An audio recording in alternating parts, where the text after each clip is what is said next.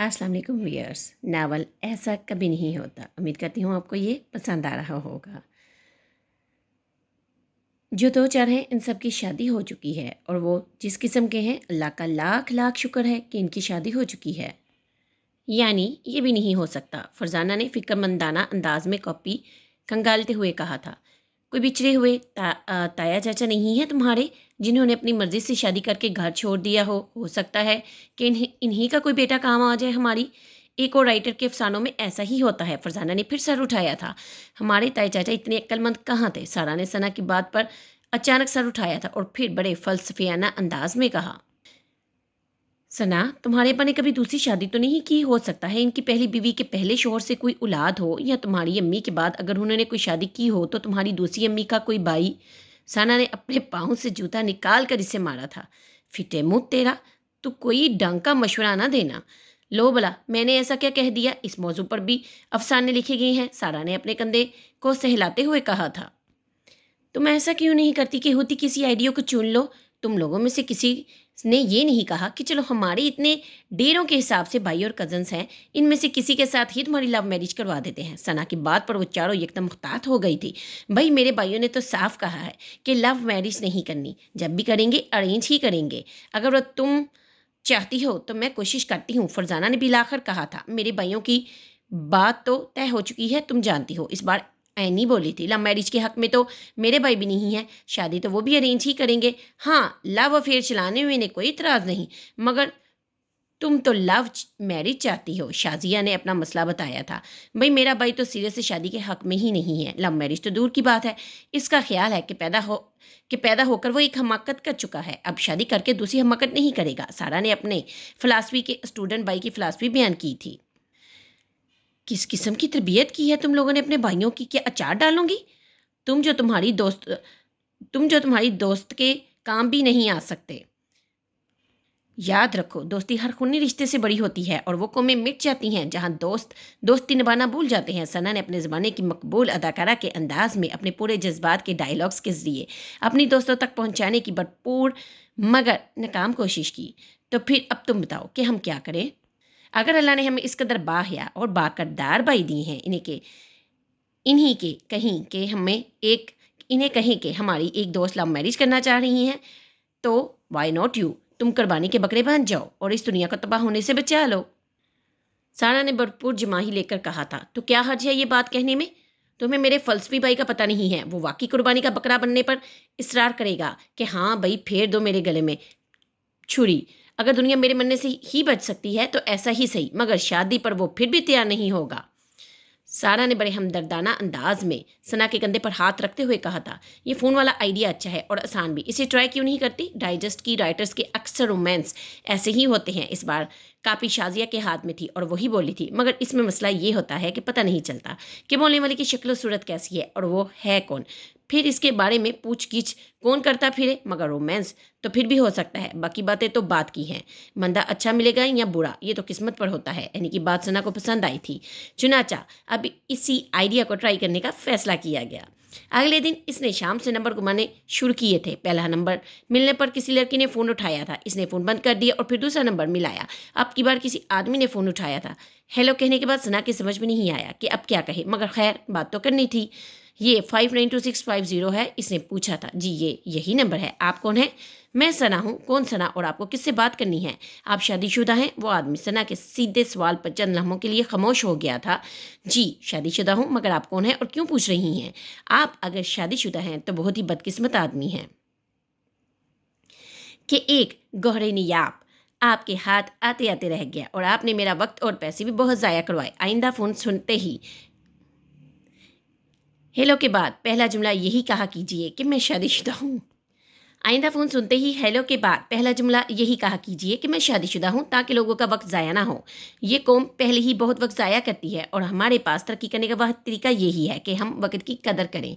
इसकी बात मुकम्मल होने से पहले ही दूसरी तरफ से रिसीवर रख दिया गया था। हम तीसरी बार नंबर मिलाने पर फ़ोन किसी लड़के ने उठाया था। हेलो मैं सना हूँ। इसने लड़की की तरफ से हेलो सुनते ही अपना तारुफ करवाया था। ओह सना ये तुम हो, मगर तुम्हारी आवाज़ को क्या हुआ? वो यकीनन इसे कोई और सना समझा था। सना की समझ में नहीं آیا کہ وہ کیا کہے، تمہیں بھی شاید فلو ہو گیا ہے میری طرح۔ اس لڑکے نے خود ہی اس کی مشکل آسان کر دی تھی، مگر ثنا پھر بھی چپ ہی رہی۔ یار کوئی بات کرو نا، آخر اتنی چپ کیوں ہو؟ اللہ خیر کرے ثنا۔ کیا بات کروں؟ ثنا نے کہا۔ یہ تم ہی ہو نا جو مجھ سے پوچھ رہی ہو کہ کیا بات کروں؟ منگنی کے بعد سے لے کر اب تک تم نے مجھ سے کبھی اس بارے میں رائے نہیں لی، پھر یکدم یہ انقلاب کیسے آ گیا؟ ثنا نے اس کا آخری جملہ سن کر کھٹاک سے فون بند کر دیا تھا۔ توبہ، منگنی شدہ تھا لیکن عقل سے اتنا پیدل کہ اپنی منگیتر کی آواز تک نہیں پہچان سکا۔ بیوقوف، وہ اگلا نمبر ڈائل کرتے ہوئے بڑبڑائی تھی۔ پھر اس رات میں اس نے کم و بیش 100 کے قریب کالیں کی تھی، مگر اس کا مسئلہ حل نہیں ہوا۔ بعض جگہ پر لڑکیوں نے فون اٹھایا، بعض جگہوں پر شادی شدہ مردوں نے، جن میں سے کئی ایک نے دوستی کی خواہش کا اظہار کرنے پر اسے بری طرح جاڑ پلائی تھی۔ ایک جگہ پر ایک بہت خوبصورت آواز سننے پر اس نے جب یکدم اپنی محبت ایک جگہ پر ایک بہت خوبصورت آواز سننے پر اس نے جب یکدم اپنی محبت کا اظہار کیا تو دوسری جانب سے بات کرنے والے نے بڑی مدرانہ شفقت سے جھٹکتے ہوئے کہا تھا، بیٹی میں تمہارے باپ کی عمر کا ہوں اور میری تو اپنی تمہاری جتنی 2 بیٹیاں ہیں۔ یہ جو فون ہوتا ہے نا، سائنسدانوں نے اسے ان مقاصد کے لیے نہیں بنایا جن کے لیے تم اسے استعمال کر رہی ہو۔ اس نے ان کی پوری بات سنے بغیر ہی دل برداشتہ ہو کر فون بند کر دیا تھا۔ چند جگہوں پر فون کرنے پر اس کی گفتگو بہت اوچھے قسم کے لڑکوں سے بھی ہوئی تھی اور ان کی بات کا انداز ہی اسے پسند نہیں آیا تھا، سو وہاں بھی بات نہیں بنی۔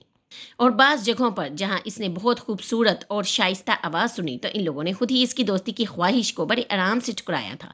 اسے لگا کہ پوری دنیا میں اس کے لیے کوئی اچھا اور شائستہ انسان بچا ہی نہیں۔ بہت دل برداشتہ ہو کر رات کے 2 بجے بالآخر اس نے کالوں کا سلسلہ منقطع کر دیا تھا۔ اگلے دن کالج میں وہ اپنی دوستوں سے کہہ رہی تھی، بھائی یہ فون پر رومانس میں نہیں کر سکتی، ایک تو یہ بہت صبر آزما کام ہوتا ہے اور دوسرا بہت مہنگا کام ہے۔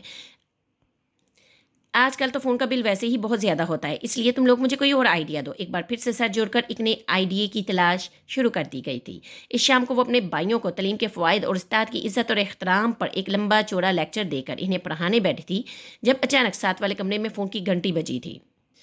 تم لوگ یہاں سے ہلنا مت، میں 1 منٹ میں آتی ہوں۔ وہ انہیں دمکاتے ہوئے دوسرے کمرے میں چلی گئی تھی۔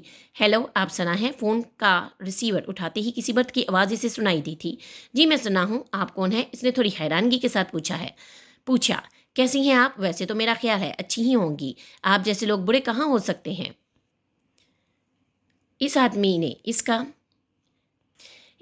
اس کا سوال نظر انداز کرتے ہوئے چہک کر کہا تھا۔ ثنا کو یکدم ایسا لگا جیسے اس نے یہ آواز کہیں سنی تھی، بہت شائستہ لہجہ اور بہت خوبصورت آواز۔ اس نے یاد کرنے کی کوشش کی کہ یہ آواز اس نے کہاں سنی تھی، مگر اسے یاد نہیں آیا۔ کیوں بھائی اتنی چپ کیوں ہو گئی ہیں؟ آپ کوئی بات کریں نا، آپ کون ہیں؟ مجھے اپنا دوست سمجھیے اور دوستوں کے تعارف کی اتنی ضرورت نہیں ہوتی۔ آپ مجھے کیسے جانتے ہیں؟ ثنا نے متجسس انداز میں پوچھا تھا۔ بھائی آپ کو کون نہیں جانتا؟ آدھا لاہور تو آپ کے مداحوں میں سے ہے۔ اس بار وہ اس کی بات پر کھلکھلا کر ہنسی تھی۔ اچھا، مجھے تو پتہ نہیں تھا کہ آدھا لاہور میرے مداحوں میں شامل ہے، میں تو سمجھتی تھی کہ پورا لاہور میرے مداحوں میں شامل ہے۔ اس نے شوخی سے کہا تھا۔ چلیں جی کوئی بات نہیں، کسی دن پورا لاہور بھی آپ کے مداحوں میں شامل ہو جائے گا، دنیا کو پاگل ہونے میں کیا دیر لگتی ہے۔ اس کی بڑبڑاہٹ ثنا نے سن لی تھی، مگر اس نے کمال تحمل کا مظاہرہ کرتے ہوئے اسے اگنور کر دیا تھا۔ ویسے آپ کا نام کیا ہے جو آپ رکھ دیجئے؟ ابھی تک نام کے بغیر تھے، ابھی تک تو بہت سی چیزوں کے بغیر پھر رہا تھا۔ آپ مجھے بیوقوف لگتے ہیں۔ لگتے کیا ہیں بھائی، اللہ کے فضل سے بیوقوف ہیں، اور یہ بھی آپ جیسی حسینوں کی کرم نوازی ہے۔ وہ بھی جواب میں چوک نہیں رہا تھا۔ باتیں اچھی کر لیتے ہیں آپ، ثنا نے اسے سراہا تھا۔ آپ کی طرح مجھے بھی بس یہی ایک کام آتا ہے۔ ویسے کیا اب مجھے جوابی تعریف کرنی چاہیے؟ نہیں، اس کی ضرورت نہیں ہے۔ ویسے آپ نے بتایا نہیں کہ آپ کیسے جانتے ہیں۔ دیکھیے بار بار یہ سوال کر کے اپنا مرتبہ کم نہ کیجیے، یہ تو ایسی ہی ہے جیسے چاند سے کوئی پوچھنے لگے کہ کوئی اسے کیسے جانتا ہے۔ بندہ چلاک ہے، ثنا نے سوچا تھا۔ وہ کسی صورت میں نہ تو اپنے بارے میں کچھ بتانے پر تیار تھا اور نہ ہی بتانے پر کہ وہ ثنا کو کیسے جانتا ہے، مگر اس کے باوجود ثنا کو اس سے باتیں کرنے میں مزہ آ رہا تھا۔ اسے اچانک لگنے لگا تھا کہ اب اس کی لو میرج ہو ہی جائے گی۔ 1.5 گھنٹہ تک اس سے باتوں میں مصروف رہنے کے بعد جب وہ واپس اپنے بھائیوں کے کمرہ میں آئی تھی تو وہ حسب توقع غائب تھے۔ اسے بے تحاشا غصہ آیا تھا۔ یہ قوم کیسے ترقی کر سکتی ہے جس کے بچے کام چور ہوں؟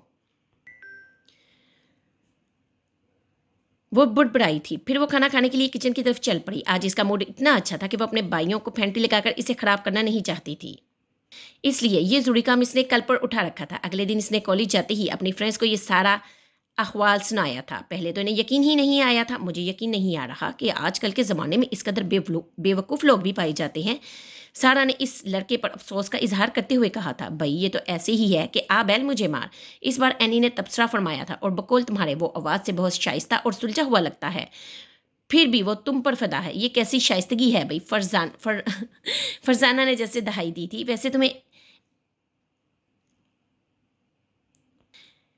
ایکسچینج سے چیک کروا لینا تھا کہ کہیں یہ فون نمبر پاگل ہانے کا تو نہیں تھا۔ آج کل وہاں کے باسیوں کو بھی رومانس کا کافی شوق ہوا تھا۔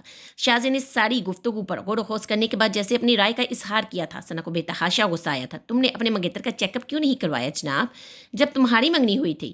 بھائی چیک اپ کروانے کی ضرورت ہی پیش نہیں آئی۔ سب جانتے تھے کہ وہ پاگل ہے اور مجھ سے منگنی کا خواہش مند ہے، اور اس نے منگنی کی خواہش کی تصدیق بھی کر دی کہ وہ پاگل ہے، اور مجھ سے منگنی کی خواہش نے اس کی تصدیق بھی کر دی تھی۔ پھر خواہ ہم چیک اپ پر پہ برباد کرنے کی کیا ضرورت تھی؟ ثنا نے بڑے اطمینان سے جواب دیا تھا۔ بڑا مت منانا یار، ہم تو مذاق کر رہے تھے، ورنہ ہم میں سے زیادہ خوش کون ہو سکتا ہے؟ آخر بیکار کے آئیڈیے دینے سے تو جان چھٹی ہمارے لیے، تو وہ بہت عظیم انسان ہے۔ ایسے انسان روز روز کہاں پیدا ہوتے ہیں؟ کیوں بھائی؟ سارا نے باقیوں سے رائے لی تھی، اور ان سب نے زور شور سے گردن ہلا کر اپنی رائے کا اظہار کیا تھا۔